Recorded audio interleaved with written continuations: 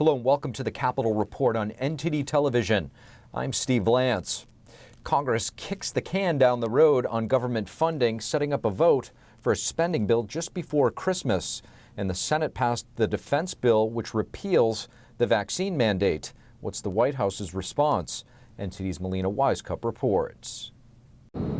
So since it's been established that this National Defense Authorization Act will include a provision that repeals the vaccine mandate for military members, the White House has been very evasive with regards to questions over whether or not President Biden will support this.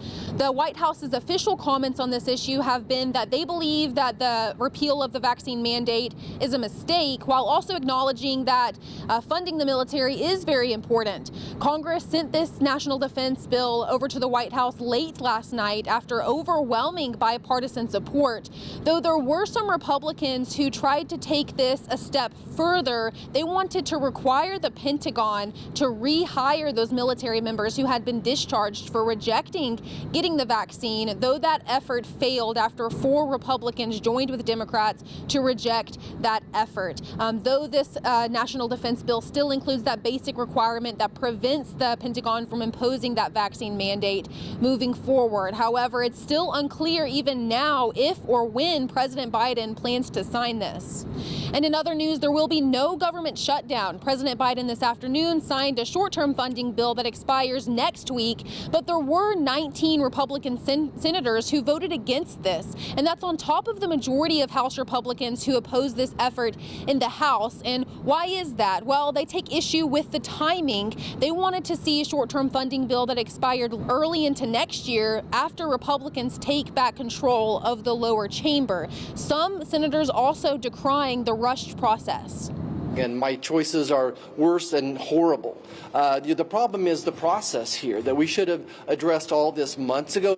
And House Speaker Nancy Pelosi was asked about this process. She admitted that there is a better way to go about this, but she pins blame on the Senate side, saying that they delayed passing the bills on their side of Congress. But now Congress must come back next week to pass this full year funding bill for 2023, just days before Christmas. And the fact of the matter is that only a handful of people have actually seen what's in this bill, and it's supposed to be around $1.7 trillion. Appropriators are now saying they'll release the official text next week, just days before Congress is expected to pass it.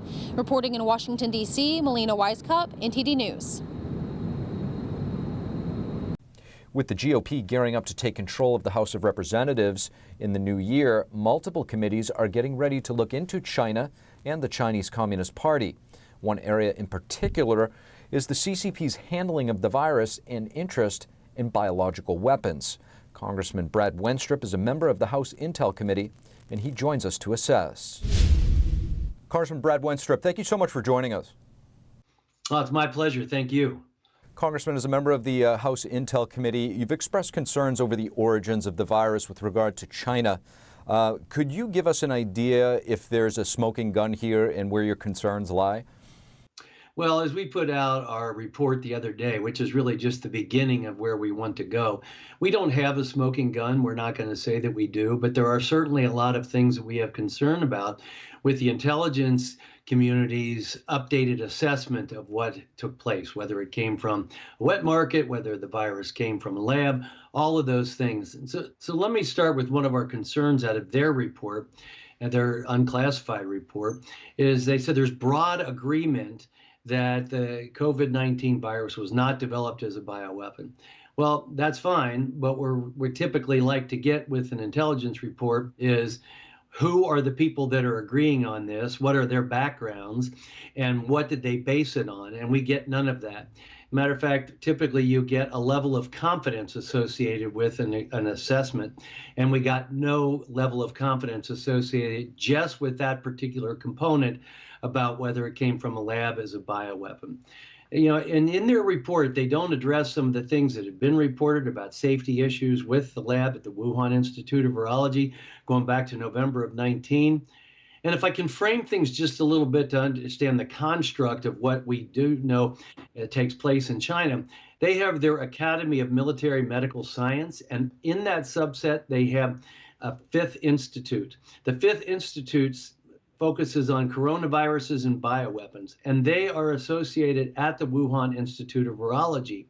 And look, our State Department has put things out over the past, even going back to 2005, that China is interested in offensive bioweapons.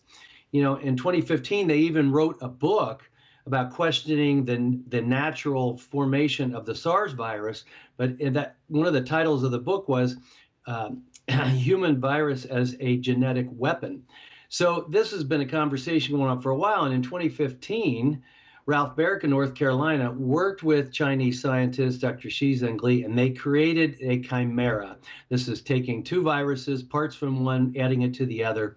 And that's what gain of function research is. So we know the capability exists.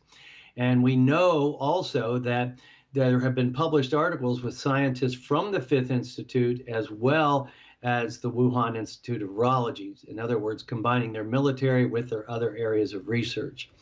So there's a lot of questions in there. We need more answers. We want questions about General Zhao Yusane, who worked at the Fifth Institute. He was a scientist. He was heavy into the gain of function type research or chimeric research. We want to know what the intelligence community knows about his work and also about his untimely death and the circumstances around that. So we're in a situation right now, though, in spite of asking face-to-face and in spite of letters, we're not getting the information that we are asking about from the intelligence community. And some of this is open source stuff that we want to know what they know about it further.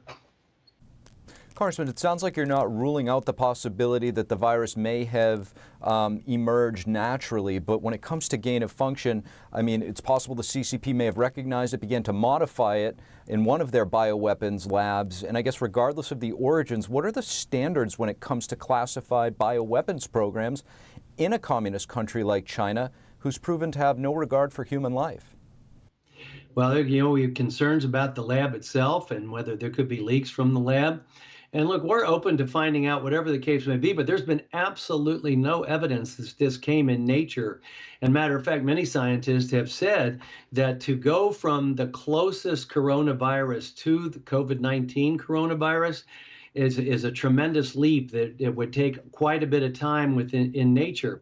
But we know the technology exists to create it if you wanted to by taking parts of one virus and putting it into another, making it more infectious to humans. So the technology's there. There's no evidence for the wet market.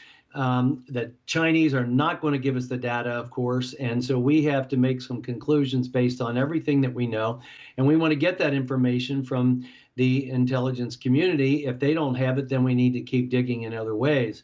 You know, but I also have concerns too that, you know, we were funding the National Institutes of Health, which was then funding EcoHealth Alliance, which was then involved with research at the Wuhan Institute of Virology. Obviously, there's an opportunity for some people to know quite a bit about what was going on there. And I don't think the American people nor the Intelligence Committee have been fully read in. And so we hope to move forward from here and bring people forward that have been involved with that Institute of Virology and any other people that have done this type of science and get their opinions and get the knowledge. We have not been doing that in the intelligence community under the Democrat leadership. None of these people have been brought in. We're not trying to be vindictive. As a physician, I can tell you this is important because we have to know about lab security around the world and for our own sake.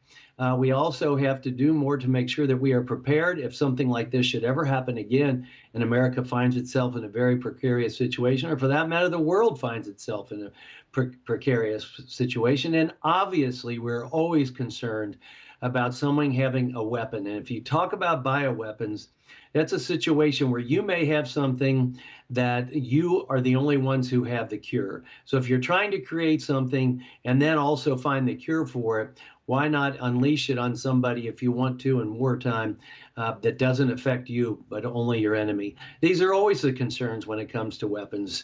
So we need to continue to delve in that direction. And as the Intelligence Committee, we have the responsibility of oversight and to be aware of the national security threats that may be out there. Congressman, as you mentioned, you are a physician as well. So in retrospect, from a physician's perspective or a scientific perspective, do you think that the CCP cooperated enough initially with the international community at the outset and beyond, as stated by Dr. Fauci? I don't think that they did. It seems to me that there was data that was out there that's been taken down, that's been reported. And also, when they finally did let people come to China, they really didn't let them into the lab and to see everything. Matter of fact, they had to be held in quarantine for 1 or 2 weeks before they even got to have a conversation. And interestingly, the only person they would allow from America was a gentleman named Peter Daszak, who was with EcoHealth Alliance, who was getting NIH funding and then working with the Chinese on coronavirus type of research. So there seems to me there's a potential for bias there. So these are all the questions that we need to have answered. And there's a lot of people on some of the email chains with Dr. Fauci that were weighing in on this from the very beginning that we want to talk to and see what they know and what their opinions are. Congressman Brad Wenstrup, thank you so much. Thank you. A top House Republican is demanding documentation from 5 big tech firms for alleged collusion with the Biden administration. Representative Jim Jordan says tech firms colluded with the current administration to censor conservative voices and other dissenting voices. Jordan is the incoming House Judiciary Committee chairman after Republicans take the majority in the House next month. He sent letters to Apple, Amazon, Alphabet, Meta, and Microsoft. The letters demand documentation relating to the company's censorship practices and what Jordan called the nature and extent of the company's collusion with the Biden administration. In his new role, Jordan will be able to subpoena big tech executives. Thank you for watching the Capitol Report. If you want to see our full broadcast, check us out at epochtv.com.